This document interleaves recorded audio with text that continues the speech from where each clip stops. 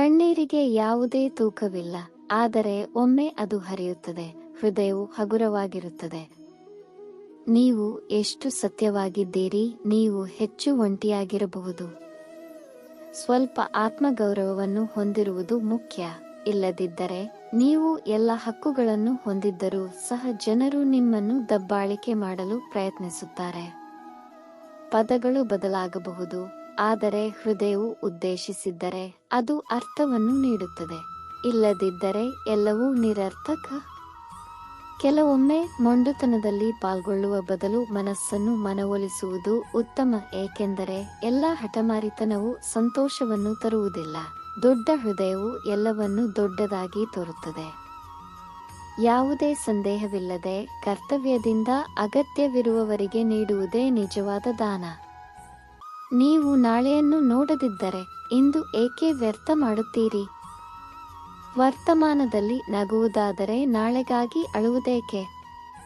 ನಿಮ್ಮ ಅಸ್ತಿತ್ವವು ಅಸಮಂಜಸವಾದಾಗ ಗೈರುಹಾಜರಾಗುವುದು ಉತ್ತಮ. ಮೌನದ ಮೂಲಕ ನೀವು ಯಾರೆಂದು ಅರ್ಥ ಮಾಡಿಕೊಳ್ಳಬಹುದು.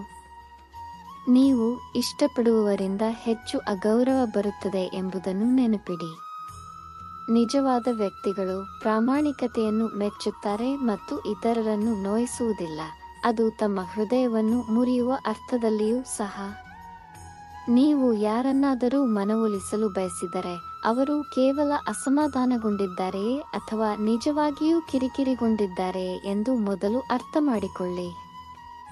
ಪುನರಾವರ್ತಿತ ಅಗೌರವದ ಹೊರತಾಗಿಯೂ ಯಾರಾದರೂ ನಿಮ್ಮೊಂದಿಗೆ ಸಂಪರ್ಕ ಹೊಂದಿದ್ದರೂ ಸಹ ಅವರು ನಾಚಿಕೆಯಿಲ್ಲದವರೆಂದು ಅರ್ಥವಲ್ಲ, ಅಂದರೆ ಅವರು ತಮ್ಮ ಘನತೆಗಿಂತ ನಿಮ್ಮನ್ನು ಹೆಚ್ಚು ಗೌರವಿಸುತ್ತಾರೆ. ನೀವು ಯಾರೊಬ್ಬರ ದ್ವಿಮುಖ ಸ್ವಭಾವವನ್ನು ನೋಡಿದಾಗ ನೀವು ಕೋಪಗೊಳ್ಳಬೇಕಾದದ್ದು ಅವರ ಮೇಲೆ ಅಲ್ಲ, ಆದರೆ ನಿಮ್ಮ ಮೇಲೆ. ದೂರುಗಳು ಹಲವಾರು ಇರಬಹುದು, ಆದರೆ ಅವು ಯಾವುದೇ ವ್ಯತ್ಯಾಸವನ್ನು ಮಾಡುವುದಿಲ್ಲ. ಶುದ್ಧ ಹೃದಯದ ಜನರ ಮೌಲ್ಯವು ಇಂದು ಸಾಮಾನ್ಯವಾಗಿ ಅಪಹಾಸ್ಯಕ್ಕೊಳಗಾಗುತ್ತದೆ ಮತ್ತು ಅವರ ನಿಜವಾದ ಪ್ರಯತ್ನಗಳು ನಗುತ್ತವೆ.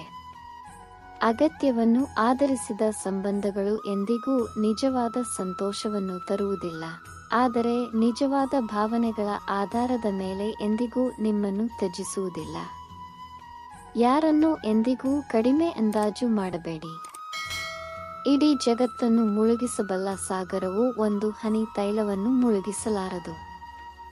ಸುಳ್ಳು ಹೇಳುವುದು ಆರಂಭದಲ್ಲಿ ಸುಲಭವಾಗಿರಬಹುದು, ಆದರೆ ನಂತರ ಸಮಸ್ಯೆಗಳನ್ನು ತರುತ್ತದೆ. ಸತ್ಯವನ್ನು ಮಾತನಾಡುವಾಗ ಮೊದಲಿಗೆ ಕಷ್ಟವಾಗಬಹುದು, ಆದರೆ ದೀರ್ಘಾವಧಿಯಲ್ಲಿ ಪರಿಹಾರವನ್ನು ತರುತ್ತದೆ. ಇತರರ ಅಭಿಪ್ರಾಯಗಳು ಏನಾದರೂ ಒಳ್ಳೆಯದು ಅಥವಾ ಕೆಟ್ಟದ್ದನ್ನು ಮಾಡಿದರೆ ಈ ಪ್ರಪಂಚವು ಸ್ವರ್ಗ ಅಥವಾ ಸಂಪೂರ್ಣ ನರಕವಾಗಿರುತ್ತದೆ. ಆದ್ದರಿಂದ ಯಾವುದು ಒಳ್ಳೆಯದು ಮತ್ತು ಸತ್ಯ ಎಂಬುದರ ಮೇಲೆ ಕೇಂದ್ರೀಕರಿಸಿ. ಯಾರಾದರೂ ಅಸಮಾಧಾನಗೊಂಡಾಗ ಸಂಭಾಷಣೆಯನ್ನು ಪ್ರಾರಂಭಿಸುವವನು ನಿಜವಾಗಿಯೂ ಪ್ರೀತಿಸುವವನು. ನಿಮ್ಮ ಸುಳ್ಳನ್ನು ನಂಬುವವರಿಗೆ ಎಂದಿಗೂ ಸುಳ್ಳು ಹೇಳಬೇಡಿ. ಸತ್ಯವನ್ನು ಮಾತನಾಡುವ ಜನರನ್ನು ನಾನು ಪ್ರಶಂಸಿಸುತ್ತೇನೆ, ಏಕೆಂದರೆ ಅವರು ನೋಯಿಸಬಹುದಾದರೂ ಅವರು ಎಂದಿಗೂ ಇತರರನ್ನು ನೋಯಿಸುವುದಿಲ್ಲ. ಸಂದೇಹಕ್ಕೆ ಪರಿಹಾರವಿಲ್ಲ, ಪಾತ್ರಕ್ಕೆ ಪುರಾವೆಗಳಿಲ್ಲ. ಮೌನವು ಅತ್ಯುತ್ತಮ ಸಾಧನವಾಗಿದೆ ಮತ್ತು ಪದಗಳು ತೀಕ್ಷ್ಣವಾದ ಅಸ್ತ್ರಗಳಾಗಿವೆ. ಯಾರಾದರೂ ನಿಮ್ಮನ್ನು ಅಸೂಯೆ ಪಡಲು ಪ್ರಾರಂಭಿಸಿದರೆ ನೀವು ಯಶಸ್ವಿಯಾಗುತ್ತೀರಿ ಎಂದು ಅರ್ಥ ಮಾಡಿಕೊಳ್ಳಿ. ಯಾರಿಗಾದರೂ ಅಸೂಯೆಯು ನಿಮ್ಮ ಸಾಮರ್ಥ್ಯಗಳ ಅಸೂಯೆಯನ್ನು ಸೂಚಿಸುತ್ತದೆ, ವೈಯಕ್ತಿಕವಾಗಿ ನಿಮ್ಮ ಬಗ್ಗೆ ಅಲ್ಲ. ಜೀವನದಲ್ಲಿ ತಾಳ್ಮೆ ಬಹುಮುಖ್ಯ. ನೆನಪಿಡಿ, ಮಡಕೆಯು ಹನಿ ಹನಿಯಾಗಿ ತುಂಬುತ್ತದೆ.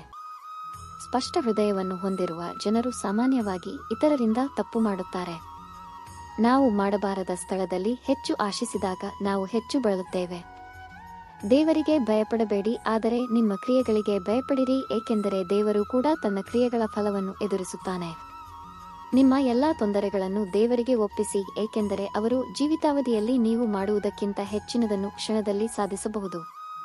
ತಪ್ಪುಗಳು ಜೀವನದ ಭಾಗವಾಗಿದೆ, ಆದರೆ ಅವುಗಳನ್ನು ಒಪ್ಪಿಕೊಳ್ಳಲು ಧೈರ್ಯ ಬೇಕು. ಕರುವು ತನ್ನ ತಾಯಿಯನ್ನು ಹಿಂಡಿನಲ್ಲಿ ಕಂಡುಕೊಳ್ಳುವಂತೆ ದುಷ್ಟವು ತನ್ನ ದಾರಿಯನ್ನು ಕಂಡುಕೊಳ್ಳುತ್ತದೆ, ಆದರೆ ದೈವಿಕತೆಯನ್ನು ನಂಬುವವರು ಕೆಟ್ಟದ್ದರ ನಡುವೆಯೂ ಒಳ್ಳೆಯದನ್ನು ಕಂಡುಕೊಳ್ಳುತ್ತಾರೆ. ನಿಮ್ಮ ಮೌಲ್ಯವನ್ನು ನೀವು ಅರಿತುಕೊಂಡ ದಿನವು ಇತರರಿಂದ ಪ್ರಶಂಸೆ ಅಥವಾ ಟೀಕೆಗಳು ನಿಮ್ಮ ಮೇಲೆ ಪರಿಣಾಮ ಬೀರದ ದಿನವಾಗಿದೆ.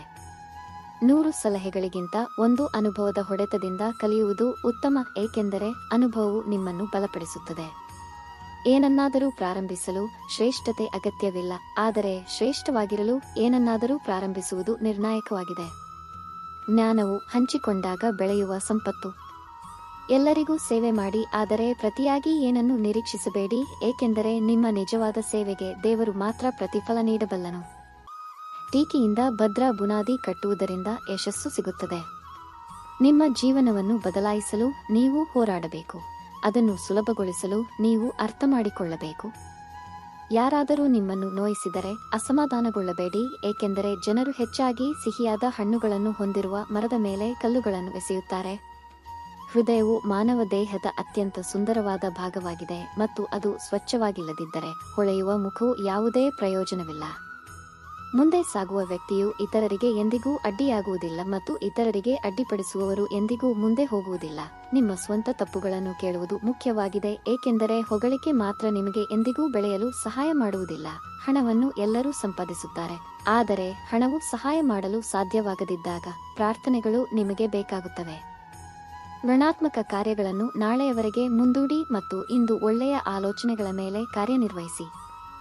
ಸಂತೋಷವಾಗಿರುವುದು ಎಲ್ಲವೂ ಪರಿಪೂರ್ಣವೆಂದು ಅರ್ಥವಲ್ಲ, ನಿಮ್ಮ ದುಃಖಗಳ ಮೇಲೆ ಏರಲು ನೀವು ಕಲಿತಿದ್ದೀರಿ ಎಂದರ್ಥ. ಗೌರವಕ್ಕಾಗಿ ಶ್ರಮಿಸಿ, ಆದರೆ ಅನ್ಯಾಯವನ್ನು ಎಂದಿಗೂ ಬೆಂಬಲಿಸಬೇಡಿ. ನಿಮ್ಮ ಹಕ್ಕುಗಳಿಗಾಗಿ ಹೋರಾಡಿ, ಆದರೆ ನಿಮಗೆ ಹಕ್ಕನ್ನು ಹೊಂದಿಲ್ಲದಿದ್ದಕ್ಕೆ ಅಂಟಿಕೊಳ್ಳಬೇಡಿ. ಅಸಾಧ್ಯ ಎಂಬ ಪದವನ್ನು ಹೇಡಿಗಳು ಮಾತ್ರ ಬಳಸುತ್ತಾರೆ.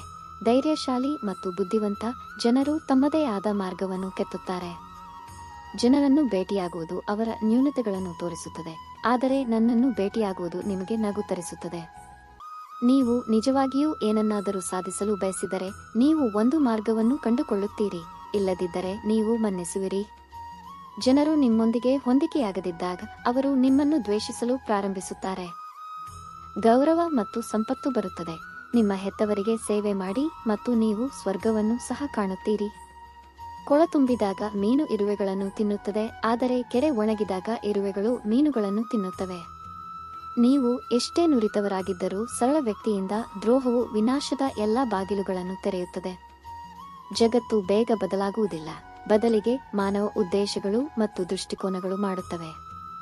ಮೈದಾನದಲ್ಲಿ ಸೋತವನು ಮತ್ತೆ ಗೆಲ್ಲಬಹುದು, ಆದರೆ ಮನಸ್ಸಿನಲ್ಲಿ ಸೋತವನು ಗೆಲ್ಲಲು ಸಾಧ್ಯವಿಲ್ಲ. ಯಾರನ್ನಾದರೂ ಟೀಕಿಸುವುದು ನಿಮ್ಮ ಪಾತ್ರವನ್ನು ಬಹಿರಂಗಪಡಿಸುತ್ತದೆ, ಅವರದಲ್ಲ. ಒತ್ತಡವು ಸಮಸ್ಯೆಗಳನ್ನು ಮಾತ್ರ ಉಂಟುಮಾಡುತ್ತದೆ.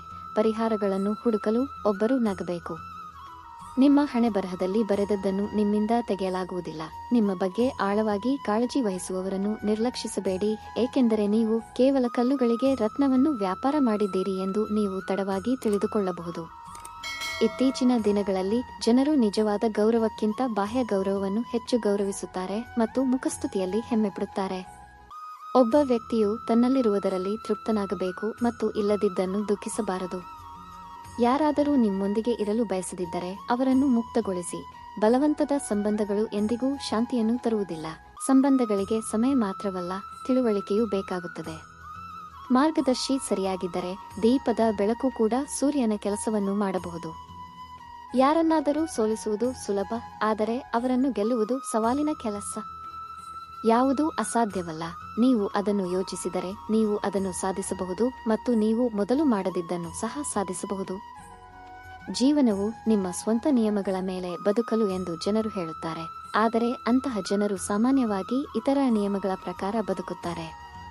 ಸಂತೋಷಕ್ಕಾಗಿ ಇತರರನ್ನು ಅವಲಂಬಿಸಿರುವವರು ಎಂದಿಗೂ ಸಂತೋಷವಾಗಿರುವುದಿಲ್ಲ. ನಿಮ್ಮ ಸ್ವಂತ ಆಸೆಗಳನ್ನು ಪೂರೈಸುವ ಸಾಮರ್ಥ್ಯವನ್ನು ಹೊಂದಿರಿ. ಜೀವನದಲ್ಲಿ ಸರಿಯಾದ ನಿರ್ಧಾರಗಳನ್ನು ತೆಗೆದುಕೊಳ್ಳುವವರಿಗೆ ಏಕಾಂತವು ಹೆಚ್ಚಾಗಿ ಬರುತ್ತದೆ. ಬಿಕ್ಕಟ್ಟಿನ ಸಮಯದಲ್ಲಿ ತಾಳ್ಮೆಯು ಅರ್ಧದಷ್ಟು ಯುದ್ಧವನ್ನು ಗೆದ್ದಿದೆ ಎಂದರ್ಥ. ನೀರಿನಲ್ಲಿ ಬೀಳುವುದರಿಂದ ಜೀವಕ್ಕೆ ಬೆಲೆ ಇಲ್ಲ, ಆದರೆ ಈಜುವುದು ಹೇಗೆ ಎಂದು ತಿಳಿದಿಲ್ಲ. ಅಂತೆಯೇ ಅವುಗಳನ್ನು ಹೇಗೆ ನಿರ್ವಹಿಸಬೇಕೆಂದು ನಮಗೆ ತಿಳಿದಿಲ್ಲದಿದ್ದಾಗ ಮಾತ್ರ ಸಂದರ್ಭಗಳು ಸಮಸ್ಯಾತ್ಮಕವಾಗುತ್ತವೆ. ಒಬ್ಬ ಬುದ್ಧಿವಂತ ವ್ಯಕ್ತಿಯು ಸೇಡು ತೀರಿಸಿಕೊಳ್ಳುವ ಬಯಕೆಯನ್ನು ಹೊಂದಿರುವುದಿಲ್ಲ. ದೇವರು ಸರಿಯಾದ ಕ್ರಮಗಳು ಮತ್ತು ಸಮಯವನ್ನು ತಿಳಿಸುತ್ತಾನೆ ಎಂದು ತಿಳಿದಿರುತ್ತಾನೆ. ಸಂಬಂಧಗಳು ಮತ್ತು ನೀರು ಒಂದೇ ಬಣ್ಣವಿಲ್ಲ, ಆಕಾರವಿಲ್ಲ, ಇನ್ನೂ ಅಸ್ತಿತ್ವಕ್ಕೆ ಅವಶ್ಯಕವಾಗಿದೆ. ನೀವು ನ್ಯೂನತೆಗಳನ್ನು ಹುಡುಕುವ ಒಲವನ್ನು ಹೊಂದಿದ್ದರೆ ಇತರರಿಗಿಂತ ನಿಮ್ಮೊಂದಿಗೆ ಪ್ರಾರಂಭಿಸಿ. ಬಲವಂತವಾಗಿ ಯಾರ ಸಂಘವನ್ನು ಹುಡುಕಬೇಡ. ಜನರು ಸ್ವೇಚ್ಛೆಯಿಂದ ನಿಮ್ಮ ಬಳಿಗೆ ಬಂದಾಗ ಅದು ಹೆಚ್ಚು ನೆರವೇರುತ್ತದೆ. ಏಕಾಂಗಿಯಾಗಿ ನಡೆಯುವುದು ಮತ್ತು ಮುನ್ನಡೆಯುವುದು ಕಠಿಣವಾಗಿದೆ, ಆದರೆ ನಿರಂತರತೆಯು ಅಂತಿಮವಾಗಿ ಯಶಸ್ಸಿಗೆ ಕಾರಣವಾಗುತ್ತದೆ. ನೀವು ಬಿಟ್ಟುಕೊಡದಿದ್ದರೆ ಮತ್ತು ನಿಮ್ಮನ್ನು ಮೋಸಗೊಳಿಸದಿದ್ದರೆ ಯಶಸ್ಸು ಖಂಡಿತವಾಗಿಯೂ ಅನುಸರಿಸುತ್ತದೆ. ನೀವು ಯಾರನ್ನಾದರೂ ಇಷ್ಟಪಟ್ಟರೆ ಅದು ಅವರು ಒಳ್ಳೆಯವರು ಎಂಬ ಕಾರಣಕ್ಕಾಗಿ ಅಲ್ಲ, ಆದರೆ ಅವರ ಒಳ್ಳೆಯತನವನ್ನು ನೋಡುವ ದೃಷ್ಟಿ ನಿಮಗಿದೆ. ಯಾರಾದರೂ ಒಬ್ಬಂಟಿಯಾಗಿದ್ದರೆ ಅವರು ಪ್ರೀತಿಸುವುದಿಲ್ಲ ಎಂದು ಅರ್ಥವಲ್ಲ. ಅವರು ಪ್ರಪಂಚದ ವಾಸ್ತವವನ್ನು ಗುರುತಿಸಿದ್ದರಿಂದ ಅವರು ಏಕಾಂಗಿಯಾಗಿದ್ದಾರೆ.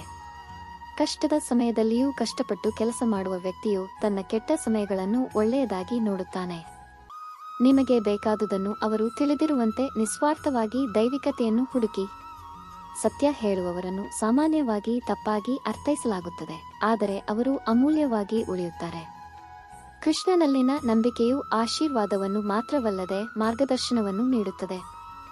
ಏನಾದರೂ ಪ್ರತಿಧ್ವನಿಸಿದರೆ ಅದನ್ನು ಹಂಚಿಕೊಳ್ಳಿ. ಸಮಯವು ಅನಿರೀಕ್ಷಿತವಾಗಿ ಬಣ್ಣಗಳನ್ನು ಬದಲಾಯಿಸುತ್ತದೆ.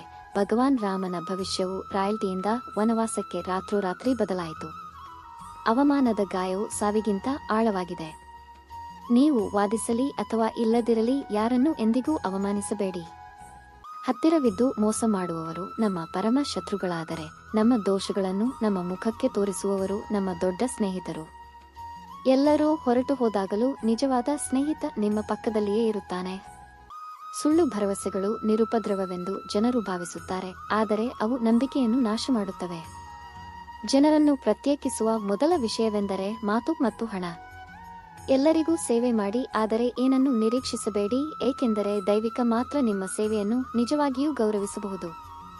ಹೆಚ್ಚು ಕಷ್ಟಕರವಾದ ಸಂದರ್ಭಗಳು ನೀವು ಬಲಶಾಲಿಯಾಗುತ್ತೀರಿ ಮತ್ತು ನೀವು ಬಲಶಾಲಿಯಾಗುತ್ತೀರಿ, ಜೀವನವು ಸುಲಭವಾಗುತ್ತದೆ. ಇದು ಜೀವನದ ನಿಯಮ. ವಿಡಿಯೋವನ್ನು ಇಷ್ಟಪಟ್ಟರೆ ಇದನ್ನು ಲೈಕ್ ಮಾಡಿ ಮತ್ತು ಶೇರ್ ಮಾಡಿ. ಇಂತಹ ಹೆಚ್ಚಿನ ವಿಡಿಯೋಗಳಿಗಾಗಿ ನಮ್ಮ ಚಾನಲ್ಗೆ ಸಬ್ಸ್ಕ್ರೈಬ್ ಆಗಿ.